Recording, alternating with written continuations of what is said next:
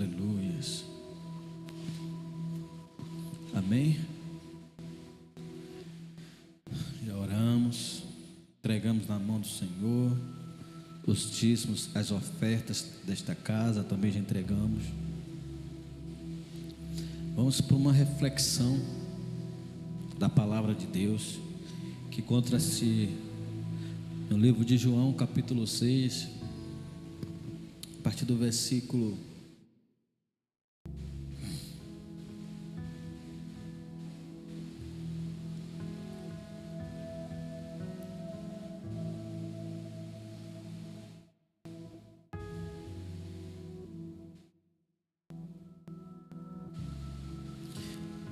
43, João 6, versículo 43. O texto diz assim: Jesus respondeu: não fiquem murmurando entre vocês. Ninguém pode vir a mim se o Pai que me enviou não trouxer. E eu o ressuscitarei no último dia. Está escrito nos profetas. E todos serão ensinados por Deus. Portanto, todo aquele que ouviu e aprendeu do Pai, esse vem a mim. Não que alguém tenha visto o Pai, a não ser aquele que vem de Deus, este já viu o Pai. Em verdade lhe digo: quem crê em mim tem a vida eterna. Eu sou o pão da vida. Os pais de vocês comeram o maná do céu, para que todo o que dele comer não pereça. Eu sou o pão vivo que desceu do céu. Se alguém comer deste pão, viverá eternamente. E o pão que eu darei pela vida do mundo é a minha carne. Então os judeus começaram a discutir entre si, dizendo: como é que este pode nos dar a sua própria carne para comer? Jesus respondeu: em verdade lhes digo, que se vocês não comerem a carne do Filho do Homem e não beberem o seu sangue, não terão vida em vocês mesmos. Quem come a minha carne e bebe do meu sangue tem vida eterna, e eu o ressuscitarei no último dia.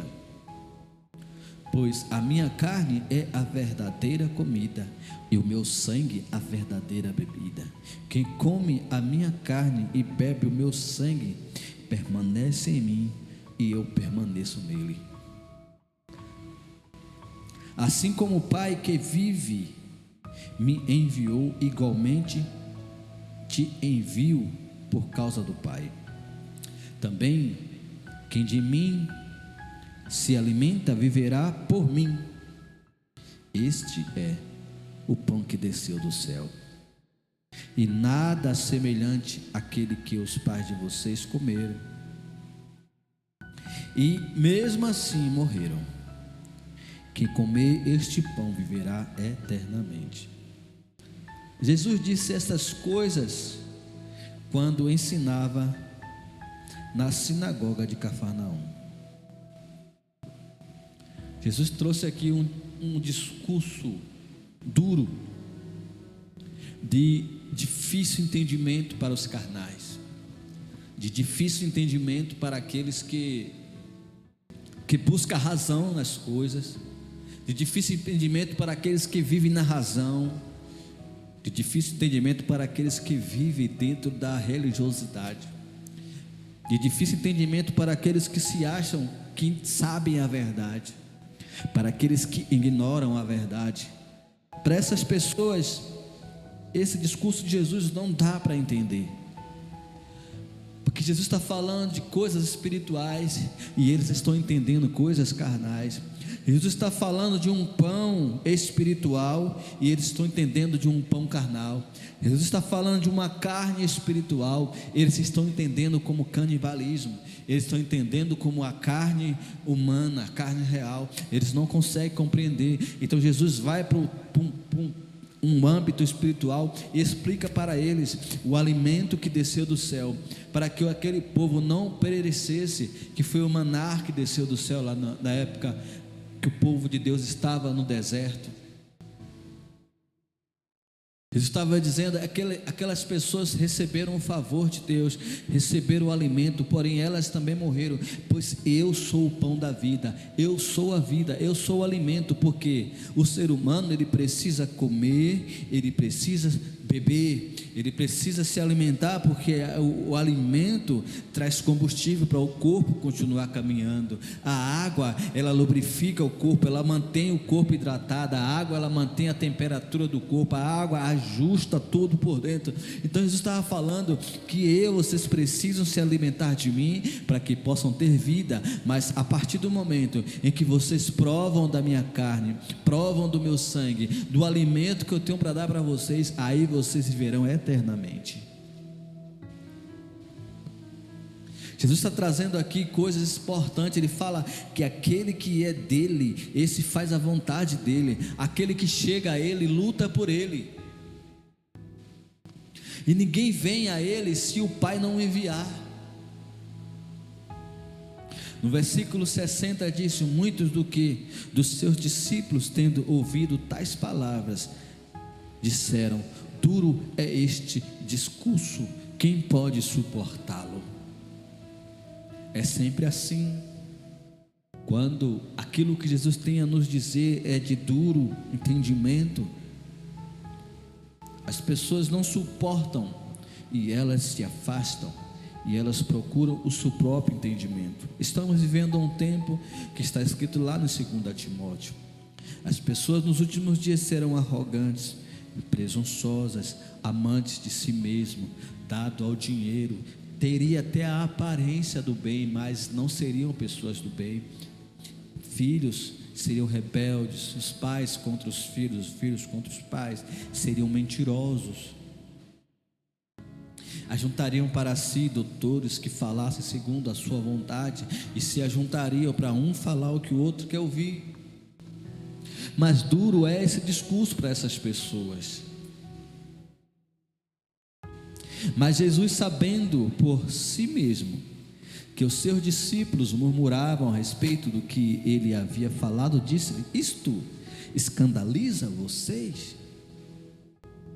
O que acontecerá então se virem o Filho do Homem subir para o lugar onde primeiro estava? O Espírito é quem vivifica, a carne para nada aproveita. As palavras que eu tenho falado são Espírito e são vida. O que é que vocês vão dizer quando vocês chegarem e verem que a verdade está diante de vocês, quando vocês virem eu lá sentado à destra do Pai? Deus está falando de coisas futuras. Deus está dizendo para aquele povo: vai chegar o momento em que vocês me verão ao lado do Pai, aí vocês vão acreditar? Não espere por esse tempo, porque o Espírito é a verdade.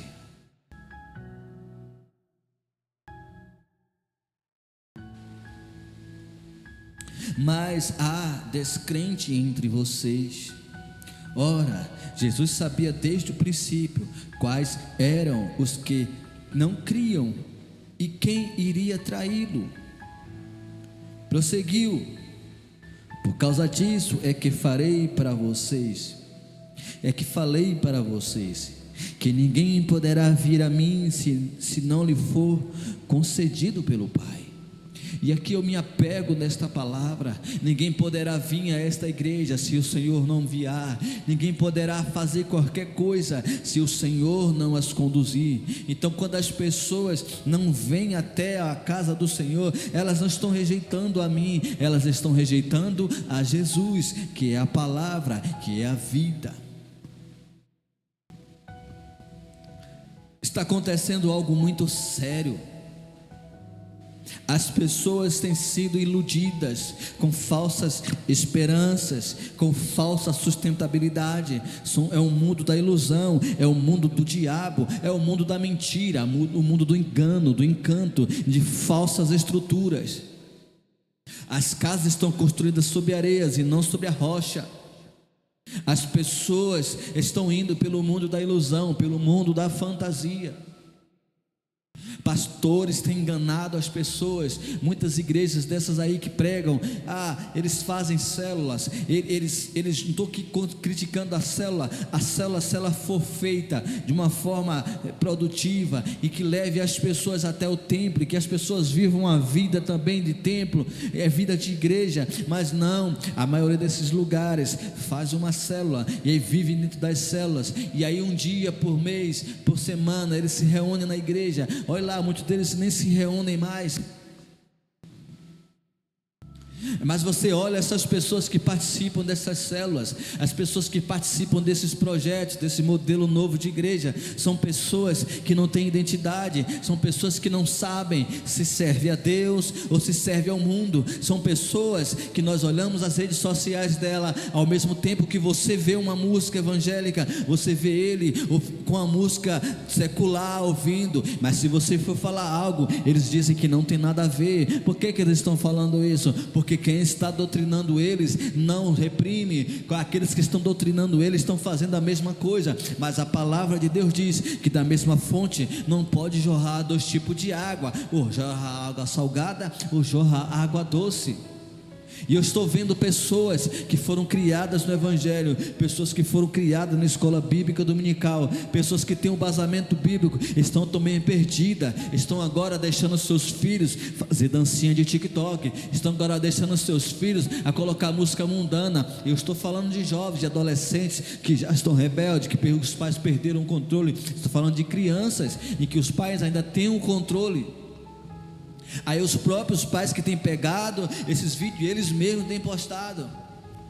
É uma confusão mental. Você abre o histórico de um cristão hoje, você vê um versículo bíblico, uma música, mas quando você pula para o próximo, tem lá uma música mundana, e ele está lá colocando um versículo, está uma mistura. É um evangelho frágil.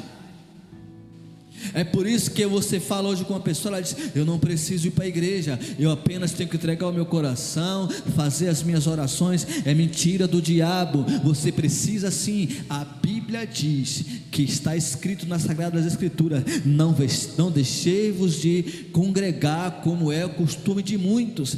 A igreja, ela é importante. E outra coisa, sabidão, se a igreja não fosse importante, os apóstolos, quando fundou esse modelo de igreja que nós seguimos hoje, eles não teriam construído lugares para congregar, eles não teriam entrado nas casas e formado igreja. O apóstolo Paulo não teria feito igrejas e deixado lá Timóteo tomando conta, deixado Filemão tomando conta. Paulo levantava as igrejas, colocavam pessoas. Aí vem aquele intelectual e disse: mas era na casa, a igreja na casa, a igreja na casa de fulano, a igreja de Filadélfia, a igreja de Tiratira, a igreja de Laodiceia. Deus fala de igreja, de um ajuntamento, de um povo, de um lugar.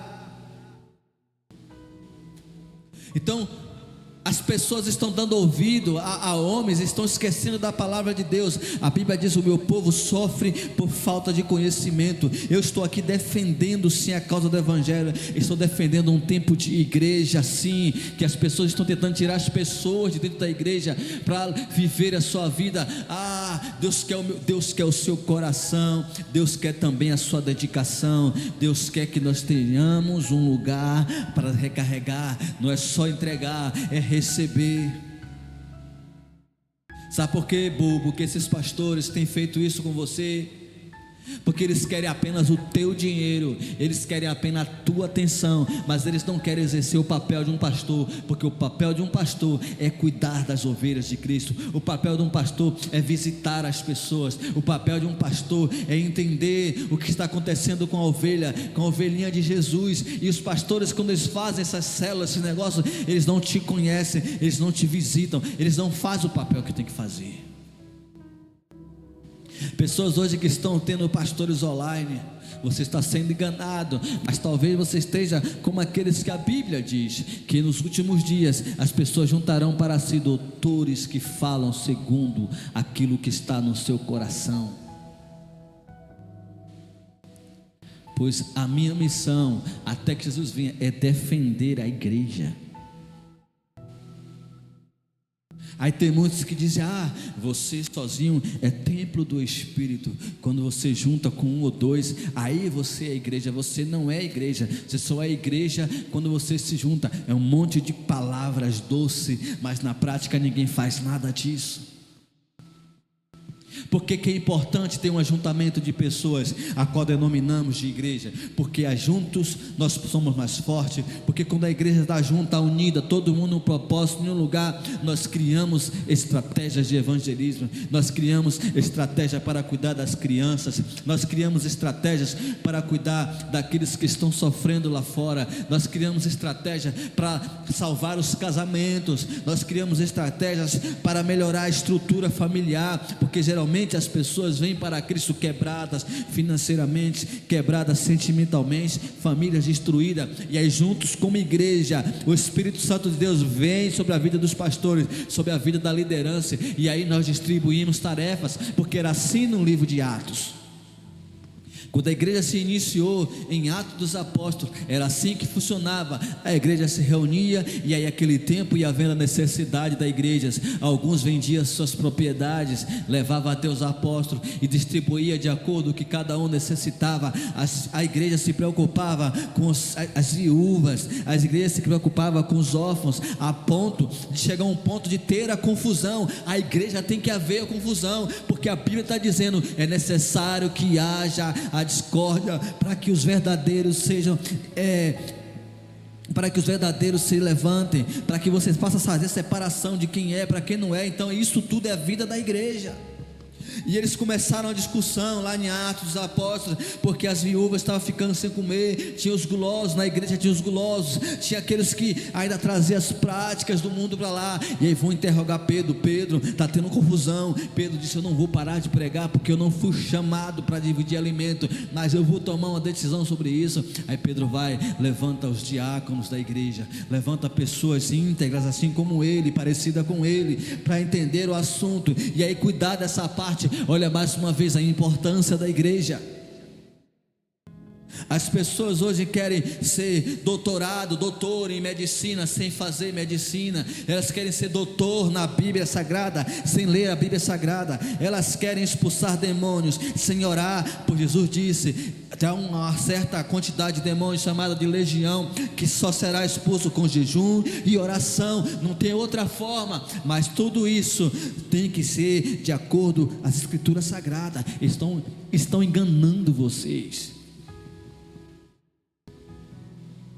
Uma certa feita, o povo de Deus estava olhando as outras nações. O povo de Deus não precisava ir às batalhas, porque o próprio Deus vencia todas as batalhas por ele. O povo de Deus andava protegido, mas eles estavam de olho nas outras nações, e ele observava que as outras nações tinham rei, e eles não tinham, e eles acharam por vez, olhar assim: não, nós queremos um rei, porque nós queremos parecer com as outras nações. Aí chamam Samuel, e diz: Samuel, nós queremos um rei, nós não queremos mais ser guiados da forma que está sendo. Engraçado que eles não lutavam as batalhas, eles não guerreavam, não precisavam pegar em espada, não precisavam, porque Deus combatia por eles, eles eram temidos, até o momento que Samuel para e fica triste: esse povo não está me rejeitando, foi orar.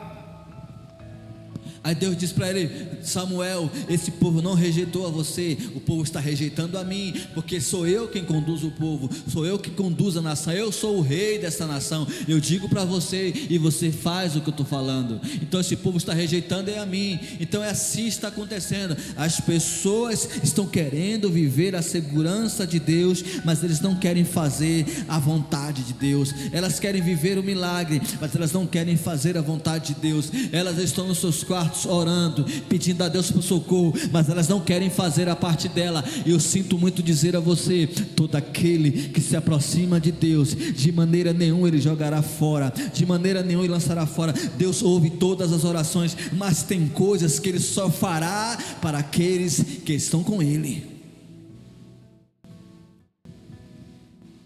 Tem coisas que Deus só fará para os filhos, para os que estão na mesa. Ele diz: não é lícito tirar dos filhos para dar aos cachorrinhos. Os cachorrinhos podem até comer as migalhas se cai da mesa do seu Senhor, como aquela mulher disse. Então tem pessoas que estão se contentando com as migalhas. Deus está com a mesa posta. Os filhos sentam, pega e come, porque não há na casa do Pai, não há você não precisa de etiqueta, você não precisa de reserva. Você senta, pega o que quer e come. Mas os que não são filhos têm que esperar a sua vez.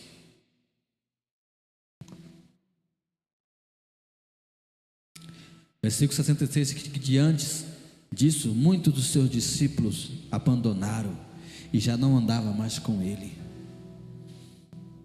As pessoas são assim, quando se deparam com a verdade diante deles, elas aí se afastam e param de andar com Jesus. Mas nós somos daquele que permanece, daqueles que se ficam até o fim. Mas Jesus, interessante, que diz assim no 66, diante disso, muitos dos seus discípulos o abandonaram, já não andavam com ele. Então Jesus perguntou aos 12: será que vocês também querem se retirar? Será que vocês que estão escolhidos por mim, que estão andando comigo, são meus parceiros de ministério, também não quer? Olha que Jesus fala alguns versículos antes, que ele já sabia quem o havia de trair, ele já sabia entre os seus 12 ali quem estava com ele de fato, mas ele deixa em aberto e pergunta: e vocês não vão embora não? 68 diz: Simão Pedro respondeu: Senhor, para quem iremos? O Senhor tens palavra da vida eterna. Nós temos crido e conhecido que é o Senhor, que o Senhor é o Santo de Deus. Então Jesus lhe disse: não é fato que eu escolhi vocês, os 12, mas um de vocês é um diabo. O engraçado é que Jesus não muda o discurso para agradar. Jesus não ficou com medo, porque quando ele começou a falar palavras duras, a Bíblia diz que aquelas pessoas pararam de andar com ele e se afastaram. Jesus não mudou o discurso. Ele continuou e perguntou ao seu discípulo: vocês também não querem ir embora não? Aí Pedro fala essas palavras maravilhosas. Jesus não mudou o discurso. Ele diz: olha, eu não escolhi 12, mas um de vocês é diabo.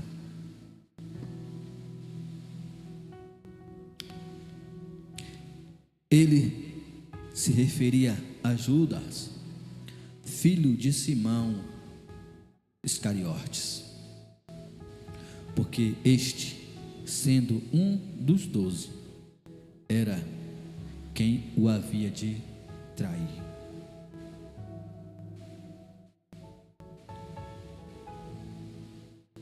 Jesus sabe de tudo. Jesus dá oportunidade até para aqueles que querem traí-lo. Judas era amigo de Jesus. Jesus tinha ele como amigo. Jesus nos tem como amigo, mesmo sabendo que a gente pode traí-lo. Jesus sabe de todas as coisas. Por isso nós temos que decidir se nós queremos servir a Deus ou ao dinheiro, se nós queremos servir a Deus ou a este mundo. Crente, acorda, saia dessa ilusão em nome de Jesus. Precisa voltar a ser crente, precisa voltar a decidir sobre a palavra de Deus.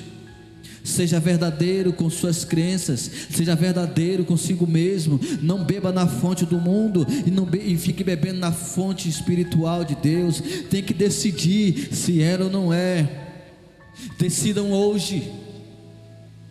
Não dá para um cristão colocar uma música hoje no story de crente, e no outro story colocar uma música mundana. Não dá. tem presbítero fazendo isso, pastores fazendo isso, diáconos fazendo isso, pessoas que se dizem entender o Evangelho. Eu não sei qual a explicação deles para tal coisa. Eu não estou dizendo que você não tem, às vezes, o desejo. Eu estou dizendo que você não acha uma música bonita, mas nós não vivemos pelo que nós achamos, nós vivemos pelo aquilo que é certo. Eu sou músico da área de música, às vezes me paro com músicas que eu gosto, mas eu preciso decidir o que é que eu quero mostrar para as pessoas,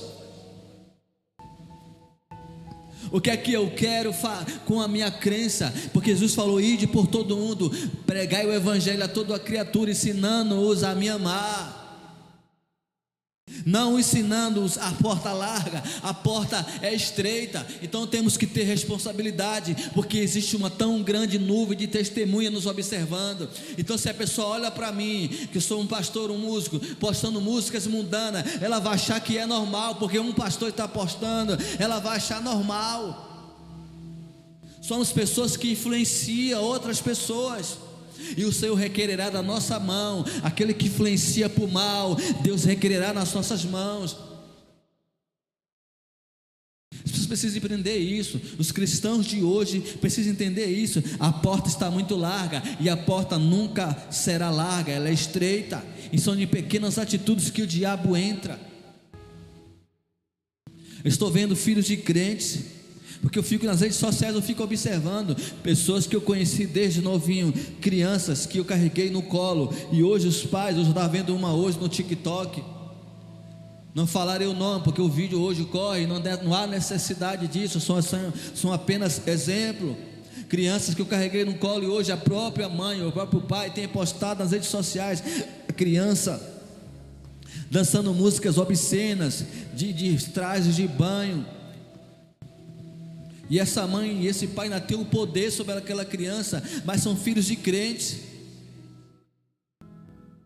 Aí depois, quando cresce, vira adolescente, é difícil agora manter ele no caminho do Senhor, porque o judeu, por exemplo, ele desde criança que ele ensina os seus filhos, e a Bíblia está dizendo: ensina o filho o caminho que deve andar, para quando ele crescer não se desvie dele. Jesus falou uma certa vez, Deus falou para Josué: olha, pega essa palavra, ensina teu filho ao andares pelo caminho, ao deitar, ao levantar, a todo momento, ata no teu pescoço, ensina ele, ensina essa palavra o tempo todo. Deus está falando, a palavra é que vai nos conduzir para uma vida diferente. Mas é triste, hoje nós vemos as pessoas sendo iludidas. Acorda enquanto há tempo, vamos adorar enquanto ainda temos vida, vamos pregar enquanto ainda temos vida, vamos fazer o certo enquanto ainda temos vida, porque vai chegar um momento que a vida sairá deste corpo. Assim como diz a palavra de Deus, jovem, ande pelo teu coração, pelo teu entendimento, mas saiba de uma coisa, que todas as suas práticas Deus requererá da sua mão. Então precisamos entender uma coisa: você está fazendo agora, mas há de prestar conta diante de Deus.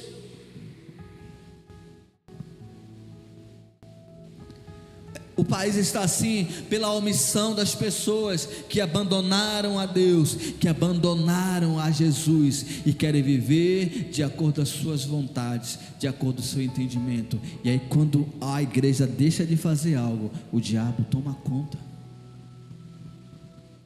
Uma pessoa só não pode fazer o evangelho. A Bíblia, Jesus sempre ensinou: andem de dois em dois. Jesus não enviou os discípulos de dois em dois, de grupo, porque um ajudando o outro. Aí as pessoas não ajudam e ficam de fora criticando, perdidos, sem esperança, sem Deus. Tem coisas que só a igreja fará.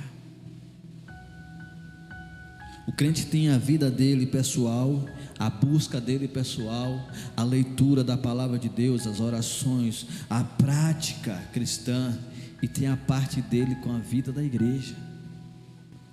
Não pode separar essas duas coisas, uma anda junto com a outra. E assim nós encerramos essa palavra e oramos em nome de Jesus. Deus, está aí a tua palavra, que ela possa servir de base, de direção para nossas vidas. Leva-nos em paz, em segurança. Nos dá uma noite de sono tranquilo, reparador e um dia abençoado na tua presença. Em o nome de Jesus. Amém. E graças a Deus. E que o amor de Deus Pai e a graça do nosso Senhor Jesus Cristo, que a comunhão e a consolação do Espírito Santo de Deus recaia sobre sua vida. E você diz: amém. Está encerrado em nome de Jesus. Amém.